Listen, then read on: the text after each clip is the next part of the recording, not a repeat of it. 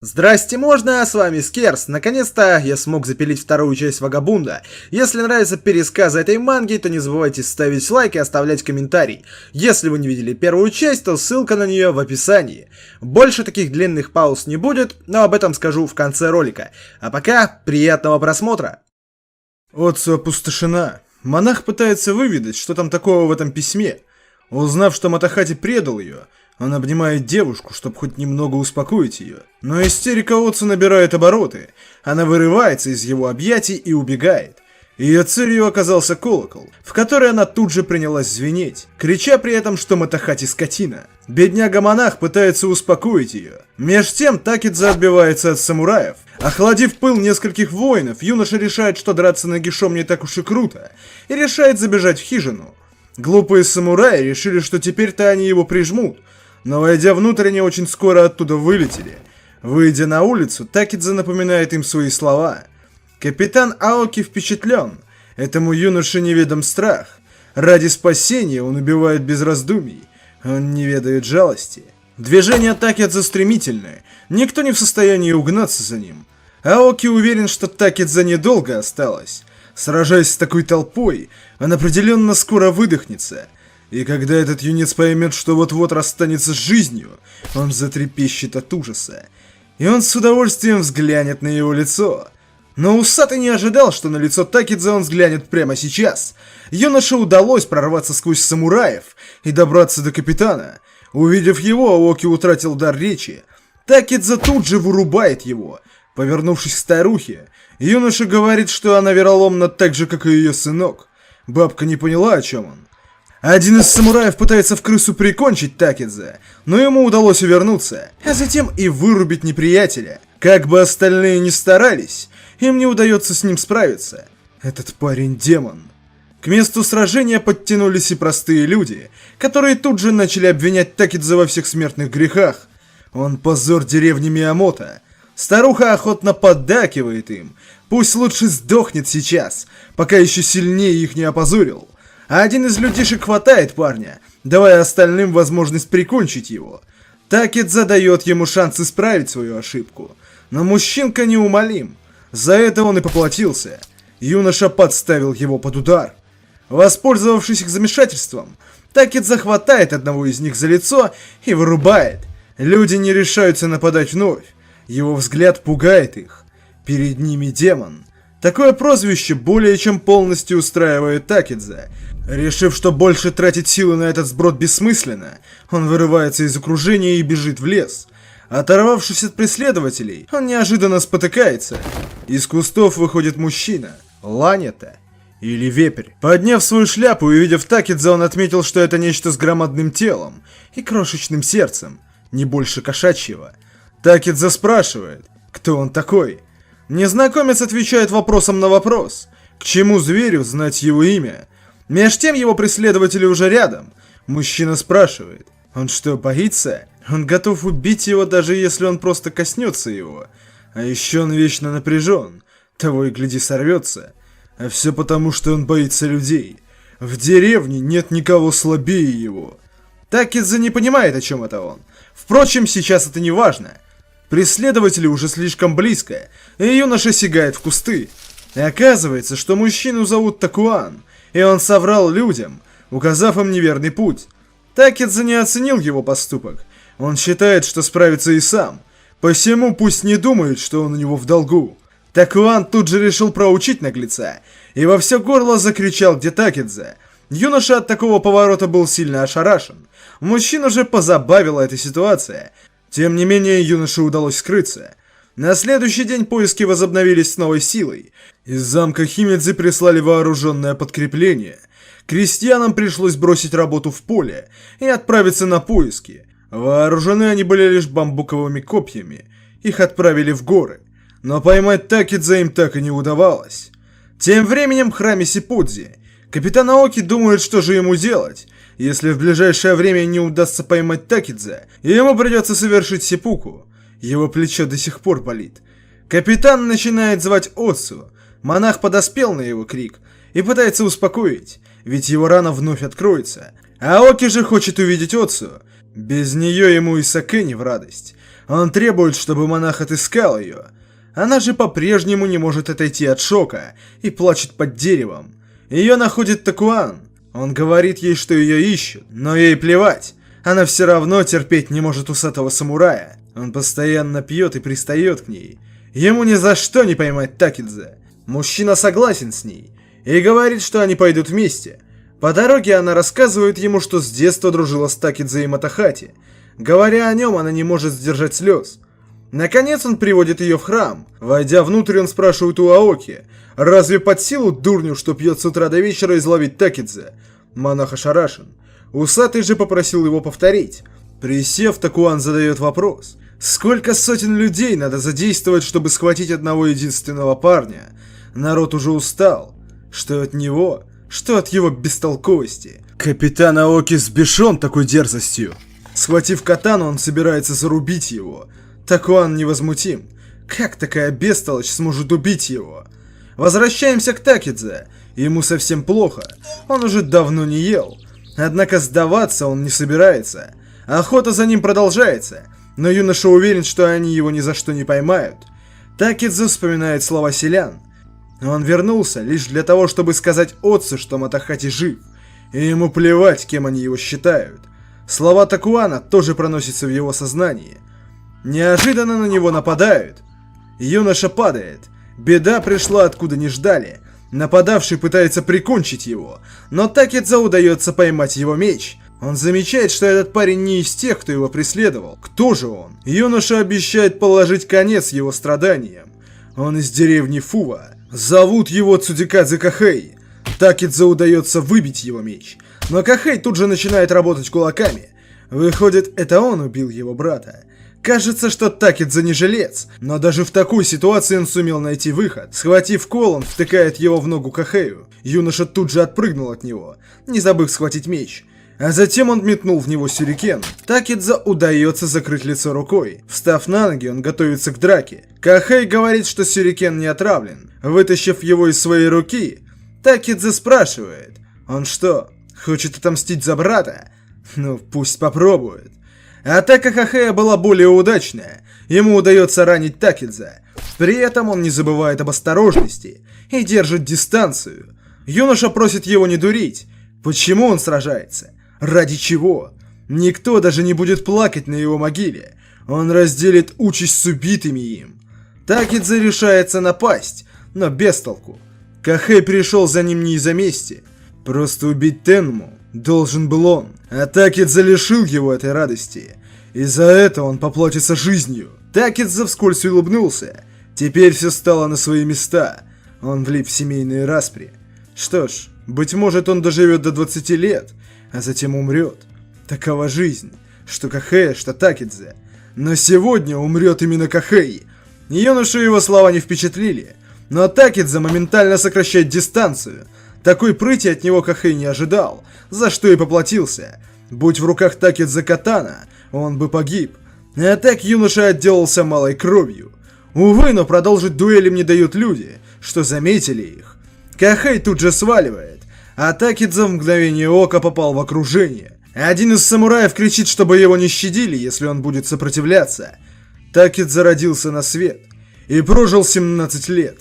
Но зачем? Несмотря на свое состояние, он все так же хорош. Ему удается отбиваться от нападающих. Даже когда кажется, что его песенка спета, ему удается выкрутиться и нанести удар своему сопернику. Однако самураи не бросают свои попытки схватить Такидзе. Ситуация кажется безвыходной. Однако спустя некоторое время ему удается разделаться со всеми. Что его ждет в будущем? Неважно. Его ненавидят, за ним охотятся. Все, что ему остается — убивать. Убивать. И еще раз убивать. Вот и все. Возвращаемся в храм. Аоки требует, чтобы наглец повторил свои слова. Мужчина рассмеялся. Что ж, для особо одаренных он повторит, только медленно, чтобы он точно все услышал. Отцу не дает ему договорить. Она пытается сгладить конфликт и просит у Аоки прощения. Но Такуан не унимается. Правды от него все равно не скроешь. Бестолочь и есть бестолочь. И если он сам этого не понимает, то ему нужно сказать об этом. Усатый хоть и в бешенстве, но не решается нанести удар. Такуан продолжает. Такидзе, конечно, дал маху, но почему он не прикончил этого балбеса сразу? Дурак. Он объясняет Отцу, что по дурости этого командира народ вместо работы в поле ищет Такидзе. Бесплатно. Долго они так не протянут. А ведь Такидзе тот еще зверюга. Они рискуют своими жизнями напрасно. Аоки пытается отмазаться. Они же это делают для блага деревни. Такуан с ним частично согласен. Он обращается к Отцу. Пусть она идет в горы и поймает Такидзе. Это удивило и усатого, и девушку. Такуан знает, что ей опасно идти одной в глушь, поэтому он пойдет с ней. Аоки такой расклад не нравится. Такуан спрашивает, а что не так? Неужто ему нужна Отца, чтобы подливать саке? Затем он кривляет его. Монах, что был за дверью, уже дрожит от страха, пока детишки вовсю смеются. Такуан же констатирует факт. Пусть хоть из кожи вон вылезет, ему не удастся понравиться ей. Поглядев в его глаза, он подходит ближе и спрашивает, как долго он собирается стоять с мечом. Наконец усатый решается ударить. Монах не выдерживает и входит внутрь. Все перепугались за Такуана. Однако удар Аоки был отвратителен. Ему не удалось попасть. Этим он только рассмешил мужчину. Впрочем, слегка ранить Такуана он сумел. Слезав свою кровь, он дает урок Аоки. И если усилие не будет идти от поясницы, он только кожу и сможет задеть. Аоки же насторожился. Ему знакомо его имя. Такуан же продолжает его наставлять. Верность господину, доброта к людям – вот основные добродетели, которыми он должен обладать. Монах просит его остановиться. До командира наконец доходит, кто это. Он близкий друг Микеды Терумасы, властителя замка Химедзи. И он не перестает поучать его. Изаоки – отвратный командир. Он нарушил уклад деревни. Его солдаты страдают. Все, до чего ему есть дело, это красотка Отцу и выпивка.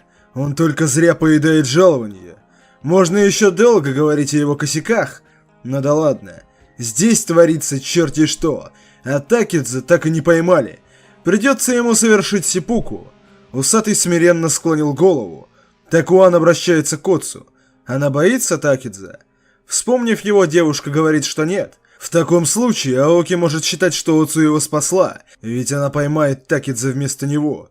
Спустя некоторое время старуха недовольна. А чего ж прекратили поиски негодяя Такидзе? Ей говорят, что Такуан и Отцу пообещали отыскать его за 3 дня. Если у Такуана не удастся его поймать, то он повесится на кедре, у ворот храма. К этому селяне относятся скептически. За 3 дня вряд ли удастся поймать Такидзе. Старуха не понимает, зачем ее будущей снохе Такуан? Тем временем монах говорит Отцу, что юноша не настолько наивен, чтобы даться в его руки. Девушка спрашивает, зачем же он тогда поклялся? Ответа она не услышала. Неожиданно они натыкаются на мертвецов. Такуан тут же решил помолиться за их души. Девушка присоединяется к нему. Она молит Господа, чтобы он смилостивился над Такидзе. Вечером того же дня Такуан готовит похлебку.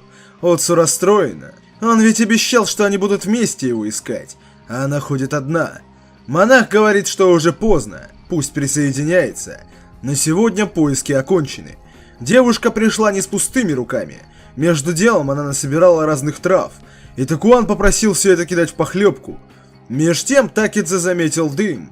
Он уже давно не ел, и это привлекло его внимание. За ужином монах спрашивает, что же тревожит девушку, может она выскажется. Она рассказывает все о Матахате. Мужчина подмечает, что хорошо, что так вышло до свадьбы, но она любила его. Девушка кивает. Но что именно ей нравилось в нем? Отцу призадумалась. Сложно сказать. Еще в детстве Такидзе ни с кем не уживался. Он был словно дикий зверь, и почти все время он проводил в горах. А когда ему было 13, в город пришел мужчина. Он странствовал в поисках достойного противника и хотел сразиться с сильнейшим в деревне. Все деревенские не решались ответить на его вызов, кроме Такидзе. Впрочем, мужчина изначально не воспринял его всерьез. Однако Такидзе считал себя сильнейшим, и довольно быстро он это доказал.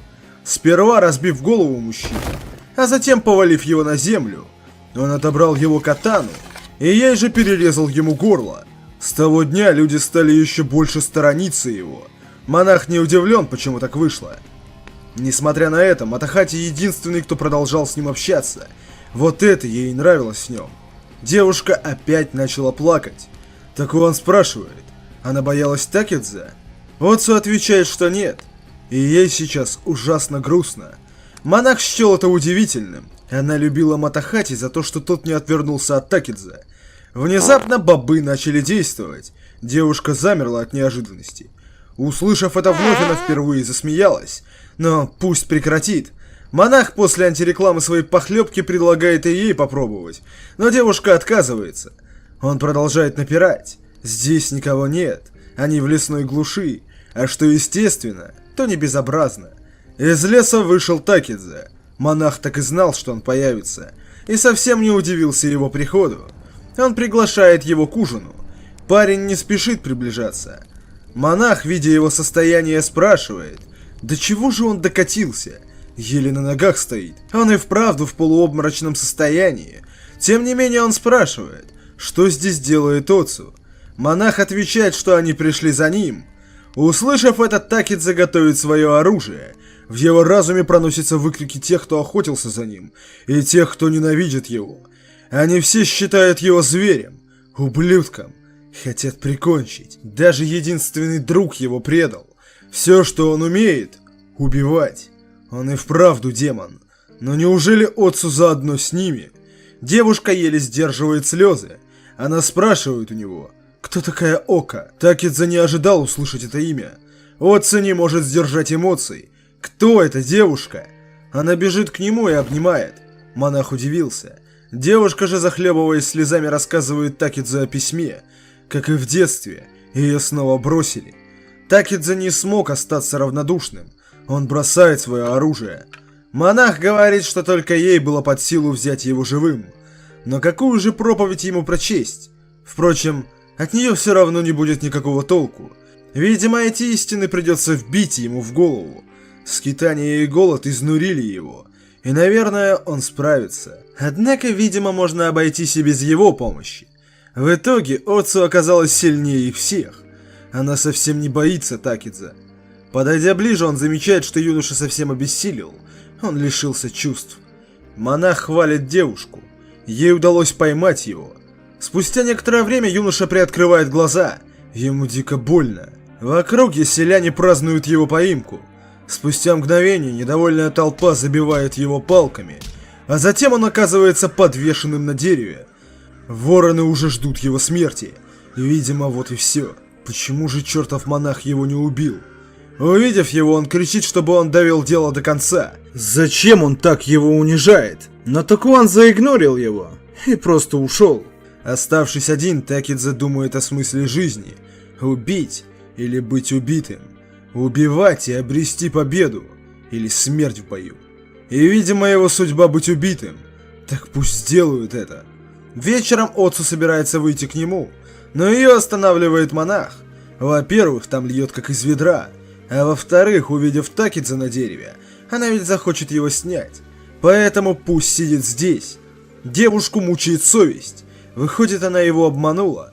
Но монах успокаивает ее. Он не думает, что Такидзе так считает. Тем временем старуха нарадоваться не может. Кажется, она может вечно на это смотреть. Это из-за него сгинул достойный сын рода Ходденов. И у него еще хватило наглости выдумать, будто ее сын живет с какой-то женщиной. Она сама выяснит его участь. Бабка обещает каждый день сюда приходить, чтобы посмотреть, как он медленно умирает. Его страдания — услада для ее глаз. Следующим утром она вновь приходит. Удивительно, он до сих пор не сдох. Такидзе демонстрирует ей еще одно доказательство, помочившись ей прямо на лицо. Бабка, схватив камень, швыряет его прямо в голову юноши. Что же он никак не сдохнет? Он в свою очередь не понимает, почему монах тянет. Пусть же убьет его. Такуан в этот раз не стал подходить к нему, лишь проверив, жив он или нет. Ночью Такидзе задается вопросом, как же он докатился до такого. Слова монаха проскакивают в его сознании. Он не прав, ведь он еще никому не проиграл в бою. Он просто хотел стать сильнее. Затем слова отца проскальзывают в его разуме. Он вспоминает детство, после того, как мать покинула их с отцом. Он хотел с ней встретиться, чтобы она увидела. Увидела, как он вырос. Но у нее уже был ребенок, и ей не было до него дела. Она лишь отправила его обратно к отцу. Тогда-то он и понял, он должен стать сильнее. Настолько сильным, чтобы ни от кого не зависеть. Он точно станет сильнее, самым сильным в мире. Он хотел именно этого. Такуан наблюдает за ним. Когда все уснули, Оцу сумела выйти незаметно к Такидзе. Она хочет накормить его. Прикрепив комок риса к палке, девушка пытается подать его парню. Отвязать его она не может, но хоть так поможет. Такидзе просит, чтобы она не утруждалась. Девушка говорит, что он умрет, если не будет есть. Увы, но у Оцу грация кошки, ловкость картошки. Посему она промахивается и случайно ударяет Такидзе по голове. Операция провалилась. Из хижины выходит Такуан, и девушка поспешила скрыться, напоследок сказав, что вернется завтра ночью. Взглянув на Такуана, юноша злится. Что же он стоит? Когда он уже прикончит его? Монах, не сказав ему ни слова, уходит обратно, оставив все как есть. Утром старуха вновь навестила парня. Какой же он живучий, никак не подохнет. Затем она идет искать Оцу. Спустя некоторое время она взбешена поведением девушки. Как она смеет отказываться? Пришло время покинуть храм и войти в семью. Она должна выйти за ее сына. Так он не понимает. Матахати ведь пропал. Старуха говорит, что он еще вернется. По доброте душевной она приютила подкидыша. Сейчас ей предлагается стать полноправным членом рода Хандён. Старуха явно не собирается шутить. Девушка вспоминает Матахати, а затем отвергает ее предложение. Отцу век будет благодарна за доброту, и ей жилось с ней счастливо. И она очень хотела бы породниться с ними, но теперь она не может. Матахати ненавистен ей, ведь он предал ее. Старуха поверить не может в ее слова. Как она посмела! Такидзе хоть и не слышит всех подробностей, но смекнул, что там происходит. Какая же Оцу молодец! Наконец бабка взрывается. Как эта нищеблудка посмела? Кто это ее предал? Если бы Такуана не было рядом, Оцу бы досталось. Старуха обещает, что девчонка еще поплатится. Ночью монах вновь выходит к Такидзе. В этот раз он решил подойти к нему. У юноши сдают нервы. Из последних сил он начинает кричать, чтобы чертов монах прикончил его. Такуан удивился. Он до сих пор трепыхается.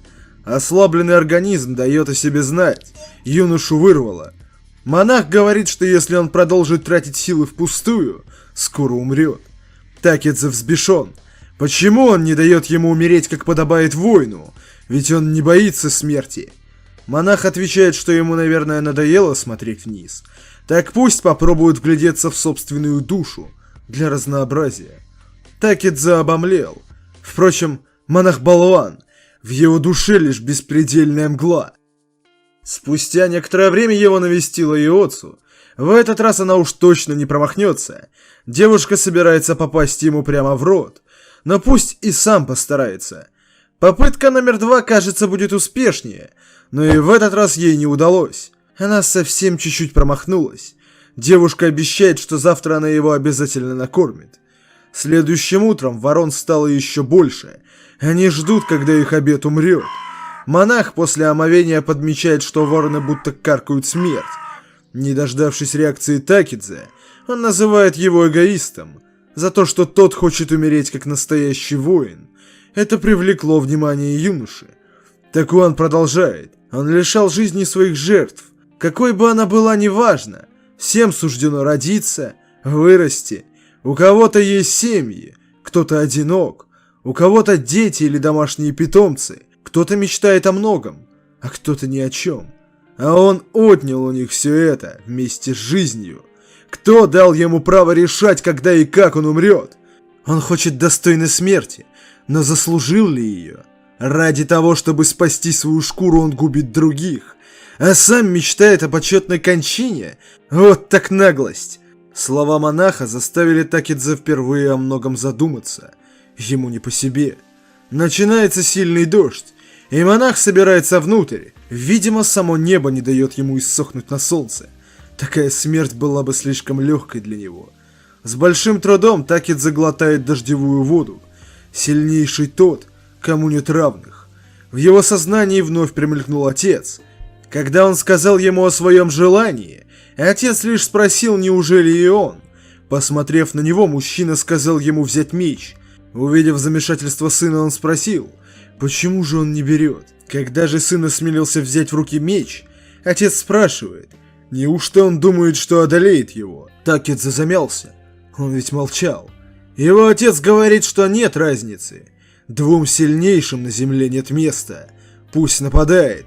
Мальчишка медлит, и отец говорит, что в нем течет кровь Синмана Мунисая. Несомненно, он вырастет сильным и станет угрозой для него. Быть может, будет лучше убить его до того, как это случится.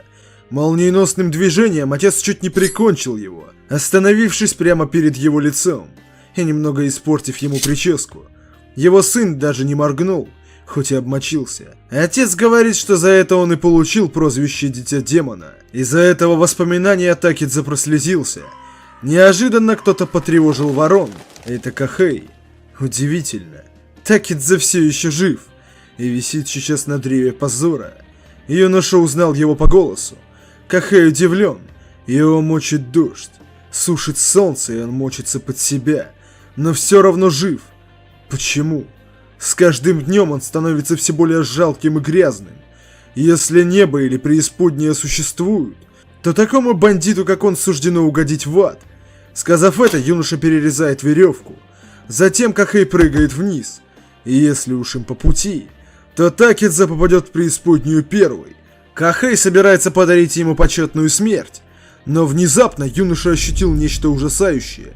Обернувшись, он увидел мужчину. Кохэй тут же решил сбежать, оставив Такуана и Такидзе наедине. Убежав как можно дальше, Кохэй не понимает. Этот мужчина сломил его дух одним присутствием. Кто он такой? Монах? Тем не менее, он будто на волосок от смерти очутился. Следующим утром бабка, как всегда, идет навестить Такидзе. Почему-то воронов больше не видно. А затем она увидела порванную веревку. Старуха тут же пытается отыскать Такуана. А еще Отцу куда-то пропала. Войдя в хижину, старая замечает, что никого нет. Что же случилось с Такидзе? Неужто сдох? Нет. Этому ослу упрямство не дало бы помереть. Значит, сбежал. Старуха вот-вот найдет Отцу, что спряталась. Но тут монах ее спрашивает, в чем дело? Бабуля не церемонится. Где Такидзе? И пусть только попробует сказать, что он его освободил. Монах говорит, что Такидзе умер. Эта новость взбудоражила старуху Асуги. Мужчина рассказывает, что веревка оборвалась, и обессиленный юноша упал, расшибив себе голову. Он умер мгновенно. Асуги спрашивает, где же тогда труп? Монах испуганно произнес, что он в храме Химедзи. Его туда забрал Икедо Турамаса. Все-таки Такидзе был дезертиром. Подойдя ближе, она спрашивает, это ему Такуан наплел? Выйдя на улицу, она еще раз взглянула на веревку. Что они ей врут? Она что, не видит, что веревка обрезана? Асуги знает, что они задумали. Раз они не показывают ей труп, значит, он все еще жив. Это Такуан и Отцу его отпустили. Тем временем монах тащит полумертвого Такидзе на своем горбу. Такуан решил дать ему право выбирать, где ему умереть. Спустя некоторое время монах дает воды Такидзе и хвалит его за выбор. Отсюда деревня Миямото прямо как на ладони. Юноша просит монаха убить его. Такуан попросил повторить. Он его почти не слышит. Уставший Такидзе повторяет. Он больше ничего не хочет, только умереть. Взглянув на него, Такуан говорит, что его лицо омрачает тень. В его взгляде лишь тьма, одиночество и боль. Юноша даже слушать его не хочет. Монах же продолжает. Он стольких зарезал, а в итоге будет зарезан сам. Этого он хочет. Такидзе кивает. Монах говорит, что в таком случае Такидзе прожил жизнь на полную. Но что же он не радуется? Подойдя к нему и взяв его за лицо, он просит его улыбнуться, ведь сейчас он умрет. Юноша вырывается, но тут Такуан дает ему пощечину. Пусть же возвестит мир от своей смерти, наберется гордости и прокричит, что убил всех, кто стоял на его пути, а теперь умрет от рук болтливого монаха. Он ведь прожил жизнь так, как хотел, и она была прекрасна. Это была его жизнь, и он прожил ее на полную катушку. Почему же он молчит? Такидзе в смятении. Пусть просто убьет его. Монах вновь ударил его, а затем требует, чтобы он повторил его слова. Но Такидзе не собирается. Такуан начинает избивать его. Он убивал. Много убивал. И если ему нравилась такая жизнь, так пусть скажет об этом. Такидзе не сдается. Странные методы для монаха. Но Такуан говорит, что монах из него никчемный. Мужчина отходит. Этим и воспользовался Такидзе. Встав на ноги, он пытается разбить свою голову о камень. Почему? Зачем он вообще родился? Если ему было суждено одиночество и презрение? Если ему было суждено стать объектом всеобщего страха, ненависти и отвращения? Все его жертвы проносятся перед его глазами. Он дитя демона. Он недостоин жизни. Он был недостоин даже рождаться. Монах останавливает его, не давая ему убить себя. Что же он так разбрасывается жизнью? Разве ему ничто не дорого? Даже собственное прошлое? Такидзе вспоминает те немногие моменты своей жизни, что не были покрыты отчаянием. Разве оно того стоит? Разве может быть названа достойной жизнь полной ненависти и убийств? Не может. Такуан говорит, что Такидзе не заслуживает такой жизни. Глаза юноши наполняются слезами. Он больше не в силах сдерживать свои эмоции. Разве он достоин жить? Спустя некоторое время Такуан освобождает юношу. Нет света для тех, кто не познал истинную тьму. Пусть живет и одолевает мрак, обступивший его. К мужчинам приближается Отцу. Монах же говорит, что только так он выйдет к свету. Затем он говорит, что сегодня на этом месте умер Синмен Такидзе. Жителям деревни они скажут только это. Особенно бабушке и властям. Но пусть не забывает место, где родился и вырос. Сохранить деревню Миямото в своем сердце. С этого дня его будут звать Миямото Мусаси. На 21-м году жизни Синмен Такидзе переродился под именем Миямото Мусаси. Ну, вот и все. Огромная благодарность Сергею Сушко, Дизу, Якубу, Джову, Александру, Максим 426, Пашке, Тазику и Платону, а также тем, кого вы видите на своем экране. Итак, я решил отказаться от часового формата, ибо это слишком муторно. Я делаю видос неделю, выкладываю его и потом остаюсь ни с чем. А в моем деле ролики надо выкладывать почаще. Поэтому часовые видосы будут только на Бусти. Со временем это позволит мне выкладывать пересказы раз в неделю, а то и чаще. Но это, конечно, вряд ли. Клеймор, кстати, уже в конце недели будет там же. Как только всего перескажу, начну выкладывать на ютубе. Постараюсь сделать это как можно скорее. Благо, скилл у меня уже набит. Главное, поменьше грустить. На этом вроде все. Спасибо, что досмотрели до конца. Всего хорошего.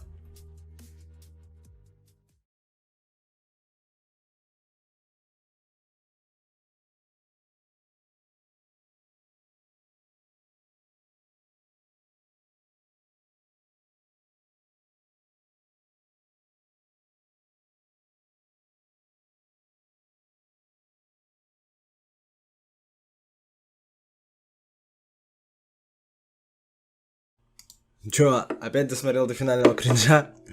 Ну ладно, видимо тебе совсем нечем заняться. Эту песню на самом деле хотел очень давно сыграть, я как начал играть на гитаре, я вот выучил ее. Но у меня не получалось петь под этот бой, но недавно научился. Вот, и я хотел это, конечно, девушке сыграть, но как бы, блядь, не вышло, не получилось. Поэтому сыграю вам.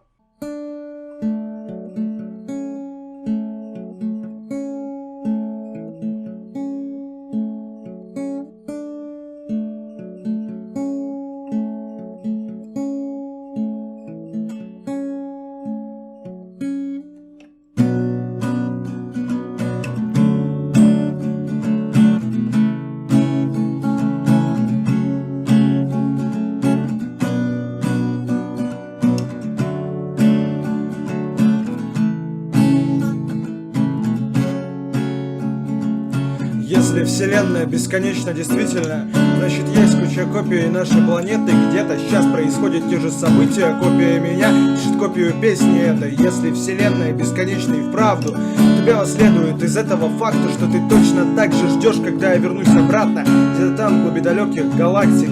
То есть не ты, конечно, а твоя копия. И не меня, а мою копию, конечно. Если, конечно, все это не утопия, и вселенная действительно бесконечна.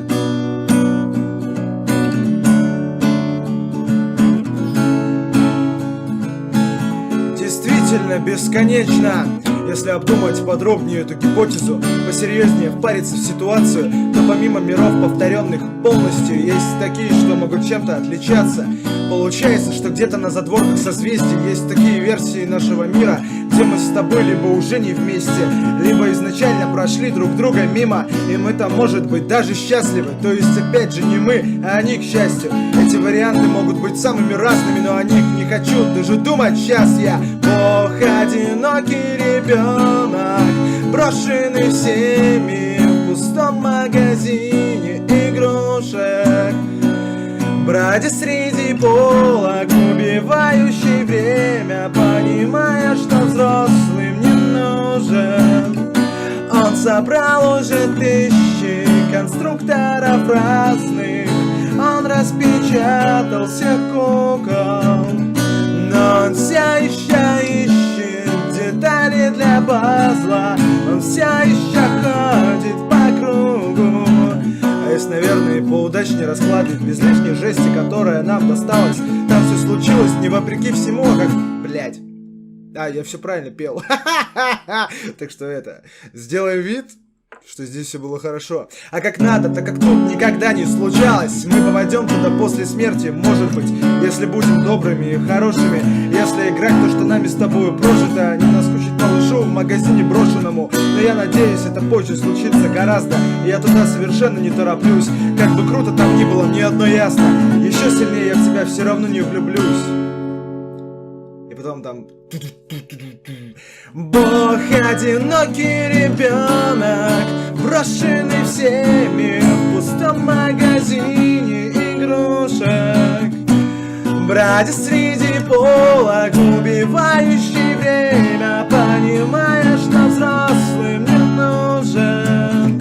Он собрал уже тысячи конструкторов разных, он распечатал всех кукол, но он все еще ищет детали для пазла, он все еще ходит по кругу. Простите, что проебался, там моментами аккорды перепутаны, но я думаю, что вам всем похуй, кто вообще будет слушать этого хуепуталу. Так что всем желаю хорошего дня, замечательного настроения, бродяга скоро. А если не хотите ждать, всего за 100 рублей можете посмотреть часовую версию на Бусти. Как не прорекламить свой Бусти, я не знаю. Ладно, заканчивать это, тут сейчас будет целая рекламная агитация. Все, ладно, всех обнял, чао, пока.